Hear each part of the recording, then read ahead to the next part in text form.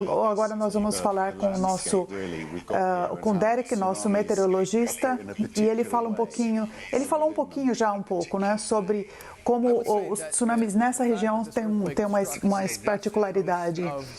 Eu acho que o fato do terremoto ter acontecido na costa leste e não na costa oeste traz um alerta maior de tsunami. Nós ouvimos especialistas por causa da geografia local. Nós temos a Península da Coreia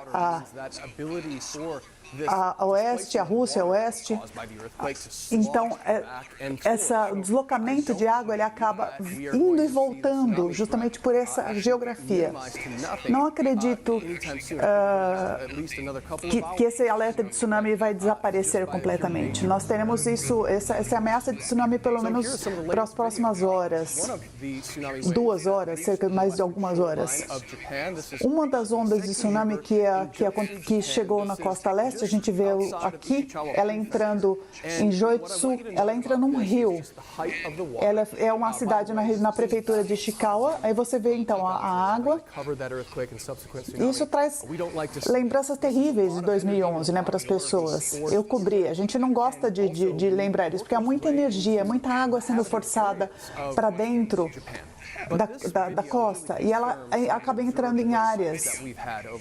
E esse vídeo mostra, então, voltando aqui à geografia que eu estava falando, né? Dá para ver aqui a Rússia, a Península da Coreia, e aqui não há muito para a água escapar, por assim dizer, né? A água vai e volta, é uma região muito suscetível. Se a gente estivesse na costa oeste, tem todo o Oceano Pacífico para absorver essa energia, o que é o que não acontece aqui. Então, nós temos alerta de tsunami, que caiu de um alerta de grande tsunami e agora as ondas, agora espera-se ondas de cerca de 3 metros nessa região aqui da prefeitura de Ishikawa.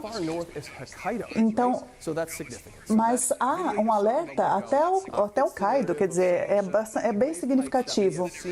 Então, aqui nós temos algumas alturas de onda, mas não há comunicação correta no momento, da falta de energia, nós não temos muita informação. Nós temos confirmações e que elas mostram esse vídeo de altura de cerca de 1 metro. Foi um terremoto forte. Nós sabemos que ele aconteceu no mar, no leito marinho, com uma profundidade de 10 quilômetros. Quando ele é raso, ele força uma onda aí na direção leste, no caso. Só porque por causa do formato da costa, que ela vai ficando rasa, ela vai ficando cada vez mais rasa até chegar à população, essa água tem de ir a algum lugar. Então a água vai para cima, e é por isso que há um potencial para ondas maiores, até ondas de até 10 metros, né, que disseram que poderia acontecer. Então, isso foi baixado agora para 3 metros, porque foi um terremoto de 7,5 de magnitude. Com esse tipo dessa profundidade de 10 quilômetros, ele pode movimentar muita água. E isso traz, é por isso essa expectativa. Muitos tremores secundários aconteceram também, e assim, o terremoto em si ele foi sentido em várias partes do país. Aqui, 44 milhões de pessoas sentiram o terremoto na região ali de Tóquio. Então, em plena dia de Ano Novo, foi uma coisa bem assustadora.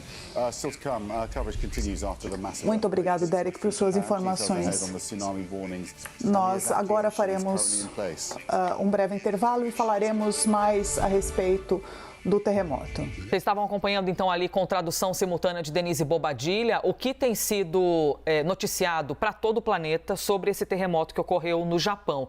Profundidade de 10 quilômetros, vocês viram ali o especialista explicando que devido a essa baixa profundidade, quando a gente fala de terremoto, quando fala desses abalos, isso faz com que haja um movimento maior da água. Por isso, o medo e o estado de atenção com a possibilidade de um tsunami. Estava aqui rememorando, por exemplo, quando o mundo observou, né, o terror que foi para os japoneses do tsunami de 2011, o terremoto Foi um terremoto submarino de magnitude 9,1. Ocorreu no dia 11 de março de 2011, a uma profundidade relativamente rasa, de 32 quilômetros, com epicentro de aproximadamente 72 quilômetros a leste de uma península japonesa. Eu separei aqui uma imagem para mostrar para vocês no mapa onde exatamente ocorreu esse tremor no Japão. Eu devo estar com o tablet espelhado aqui para o telão para a gente poder mostrar para vocês, beleza? Ó, vou levantar aqui e caminhar até o telão. Vocês estão observando que aqui aparece a Coreia do Sul, beleza? Opa, se o risquinho der certo, pronto. Temos aqui Coreia do Sul, todo o mar do Japão e o território japonês, né, com alguma obviedade, aparecendo para vocês aqui na tela. Onde exatamente no Japão ocorreu esse tremor? A gente está falando dessa regiãozinha aqui, ó, desse braço do território japonês, que na próxima imagem vai trazer para vocês com alguma exatidão maior, ó, Anamizu.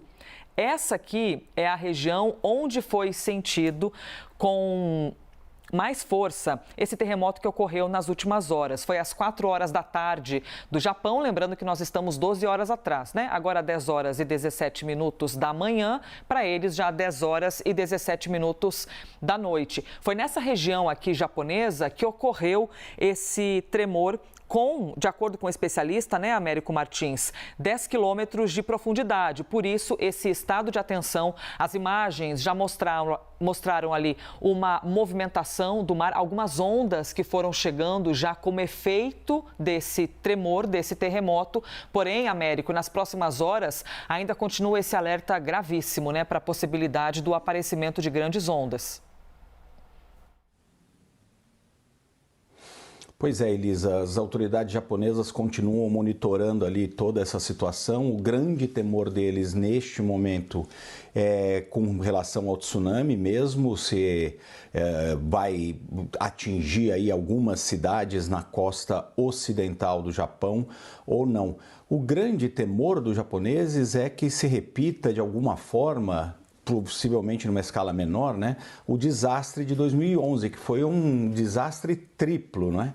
Primeiro aconteceu o terremoto, que foi registrado no mar, depois um grande tsunami, maior tsunami ali da história recente do Japão, que causou problemas na usina nuclear de Fukushima, que acabou derretendo, né? 3 dos seus reatores acabaram derretendo e espalhando muita radioatividade. Um problema que está sendo lidado no Japão até hoje. Eles estimam que pelo menos por mais 30 anos eles vão ter que fazer o trabalho de limpeza aí desse material radioativo. E só na questão do tsunami, 18 mil pessoas morreram naquele episódio de 2011. Não se espera nada, obviamente, felizmente, desse tamanho, mas os japoneses têm uma estrutura muito grande ali, tem um sistema muito elaborado de informar sobre a questão do tsunami e por isso eles continuam pedindo para as pessoas deixarem essa área costeira ali nas proximidades de Ishikawa, que é a cidade que mais próxima aí de onde aconteceu esse terremoto.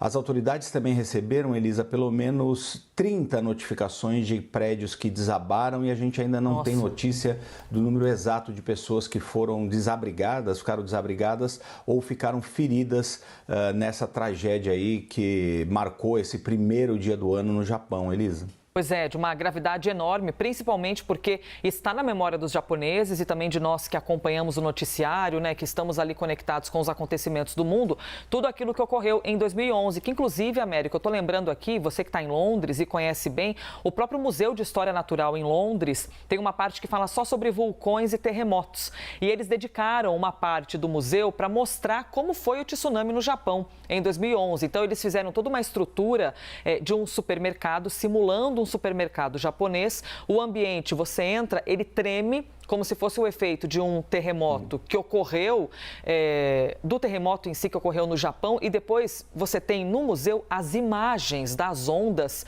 imagens pavorosas de tudo que foi sendo arrastado pela frente, ou seja, foi algo tão marcante que você tem lugares tão importantes como esse museu em Londres, relembrando esse acontecimento, né, Américo, e também mostrando as estruturas de engenharia, de que maneira os prédios são construídos desde então, ou já eram, né, mais mas com o tamanho do impacto não foi possível segurar muita coisa. E como os japoneses se preparam para esses efeitos da natureza?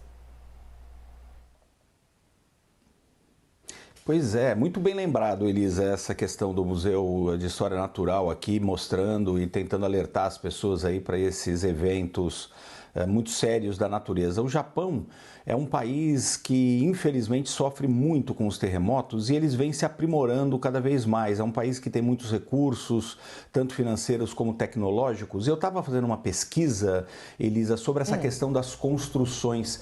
Eles têm vários manuais e várias regras, várias leis que exigem que as construções no Japão, especialmente os prédios mais altos, sejam adaptados para tentar minimizar esse impacto dos terremotos. Então eles têm ali especificamente que tipo de material precisa ser usado na construção, qual é a espessura que as paredes, as colunas, as vigas precisam ter, mas eles têm umas coisas muito mais sofisticadas ainda, Elisa, tipo injetar uma espécie de borracha entre a estrutura do prédio e o chão propriamente dito, para compensar aí e conseguir absorver um pouco da energia dos terremotos. É uma coisa muito sofisticada, mas muito cara também.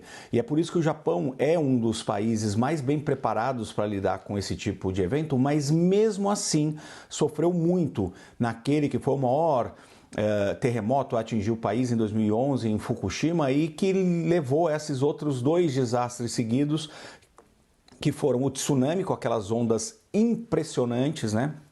Que invadiram e acabaram com cidades inteiras, e também esse desastre nuclear. Uma outra coisa importante, Elisa, que também é interessante, é o mundo sempre se adaptando e o Japão sendo um dos países na liderança desse processo, foi que os japoneses começaram a abandonar o uso das usinas nucleares. Eles ainda têm usinas nucleares, mas hoje eles tentam usar outros tipos de energia mais limpas, inclusive, mais sofisticadas, né?